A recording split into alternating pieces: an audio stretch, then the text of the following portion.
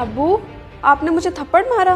प्यार की बात तुम्हें समझ नहीं आ रही थी, तुमने मुझे मजबूर किया है हाथ उठाने पर। अगर मैं अपनी पसंद की शादी करना चाहती हूँ तो इसमें क्या गलत है? पसंद पे जिंदगियां नहीं गुजरती, अगला इंसान भी इस काबिल होना चाहिए जिसे अपनी बेटी सौंपी जाए। अपना होटल है उसका, कोई भूखा नंगा या लोफर लफंगा नहीं है। मेरी ख्वाहिशात पूरी कर सकता है। हर चमकती चीज सोना नहीं होती। तुम्हें क्या लगता है कि मैंने पता नहीं करवाया होगा और एक बंदे ने भी उसकी तारीफ नहीं की? यानी कि आपको अपनी बेटी पर यकीन नहीं था जो लोगों से पूछने निकल पड़े। तो ठीक है, फिर मेरी भी सुन ले, शादी तो मैं सिर्फ उसी से करूंगी।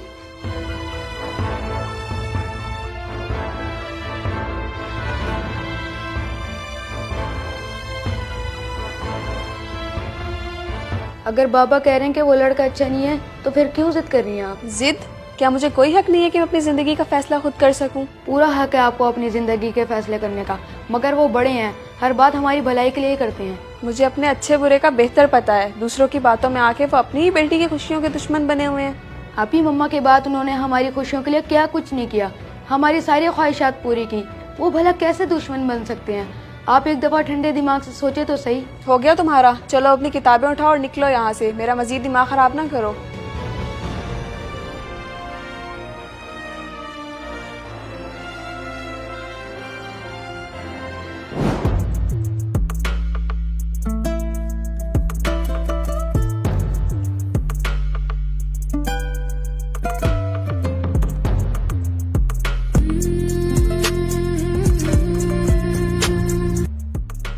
हाँ आयशा बोलो। अतीब, आज फिर मैंने हमारे रिश्ते की बात करना चाही तो बाबा ने मुझ पे हाथ उठा दिया। क्या बुड्ढे की ये मजाल, हाथ ना तोड़ दूं मैं उसके? उसने तुम्हें मारा? मुझे नहीं लगता कि हम हमारी शादी के लिए कभी मानेंगे। डर लग रहा है कि वो मेरा रिश्ता कहीं और ना कर दें। ऐसे कैसे कर देंगे? चलो ठीक है, हम तो चाहते थे कि सब कुछ उनकी रजामंदी से हो जाए, लेकिन अब हमें कोई और कदम उठाना होगा। तुम आ जाओ, हम निकाह करते हैं। क्या?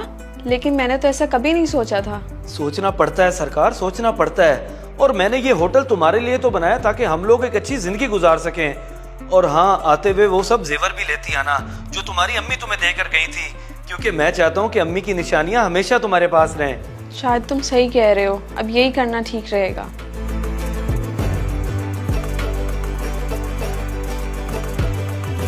इतना बड़ा झूठ बोल दिया तूने उस बेचारी से कि तू यहाँ का ऑनर है।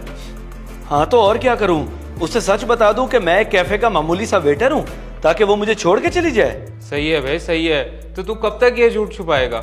इसी झूठ को सच करने के लिए तो ये सब कर रहा हूँ। बस एक दफा सारा जेवर मेरे हाथ आ जाए, फिर बेशक लग जाए पता, मुझे कोई परवाह नहीं। अच्छा, यानी कि प्यार कुछ नहीं, सिर्फ मफाद। हाँ तो और क्या, प्यार व्यार का दौर है क्या? जब इंसान ने अपने ख्वाब पूरे करने हो तो इस तरह के मोहरे बनाने पड़ते हैं। कमाल है भाई, बहुत कमीने दिमाग का है तू। शुक्रिया।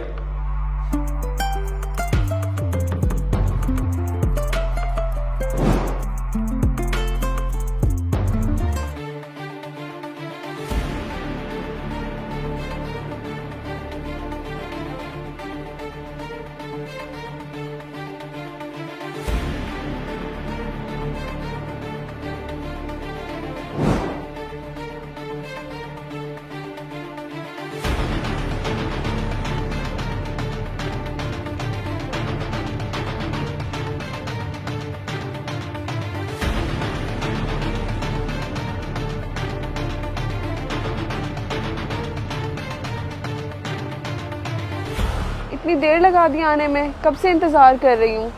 यार होटल अकेला छोड़कर तो नहीं भाग सकता था, पीछे से किसी ना किसी के हैंडओवर तो करना ही था, इसीलिए देर हो गई। अच्छा, आप कहाँ जाएंगे और क्या सोचा है आगे का? सब बता दूंगा, बस एक दफा मुझे टिकट करवाने दो, यहाँ से निकल जाए हम। और तुम सब कुछ ले आई हो ना, कुछ रह तो नहीं गया? हाँ, जो तुमने कहा था सब ले आई हूँ, बस जल्दी करो। Very good. तुम ऐसा करो कि कीमती सामान मुझे दे दो, तुम अकेली बैठी हो, हालात ठीक नहीं है। मैं टिकट करवा के अभी आया, और मुंह लपेट के ही बैठना।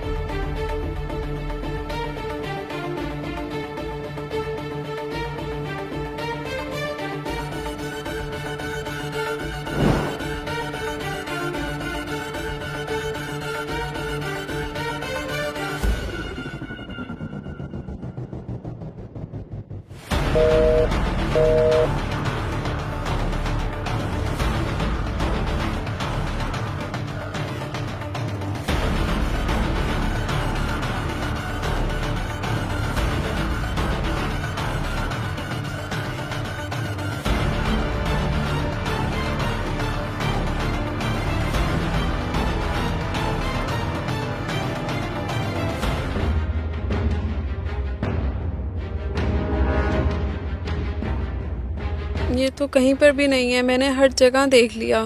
घंटा होने वाला है, इसका नंबर भी बन जा रहा है। आखिर गया तो गया कहाँ? मेरा तो सारा जेवर भी उसके पास है।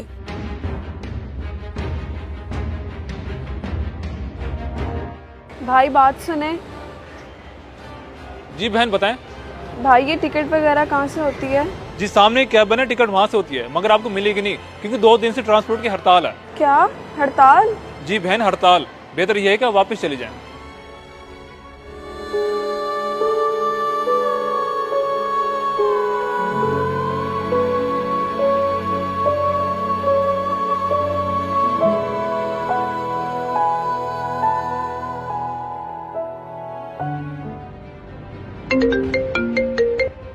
हाँ ईशा, क्या हाल है? हाल तो ठीक नहीं है यार, मेरे साथ बहुत बड़ा धोखा हो गया है। या अल्लाह खैर, क्या हो गया?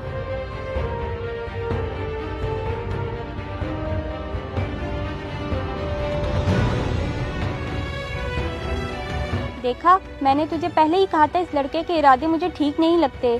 दिखा दी ना उसने अपनी औकात। हाँ यार उसने तो दिखा दी, लेकिन अब मैं क्या करूँ? मैं तो कहीं की नहीं रही, ना ही घर वापस जा सकती हूँ। अब्बू तो मुझे जान से मार देंगे। अभी भी कुछ नहीं बिगड़ा, सिर्फ जेवर ही लेकर गया है वो। शुक्र कर उसने तुझे कोई नुकसान नहीं दिया। मेरी मान, घर वापस चली जा। माँ बाप औलाद की बड़ी से बड़ी गलतियाँ माफ कर देते हैं। ठीक है यार।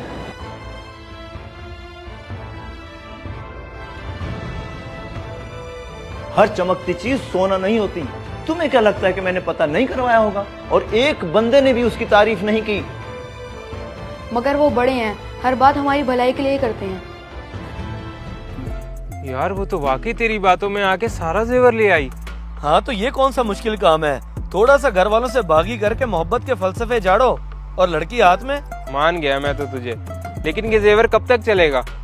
जब तक इस जैसी बेवकूफ लड़कियां इस दुनिया में हैं, जो घर वालों से ज्यादा हम जैसे लड़कों को तरजीह देती हैं, तब तक मुझ जैसे ठग भूखे नहीं मर सकते।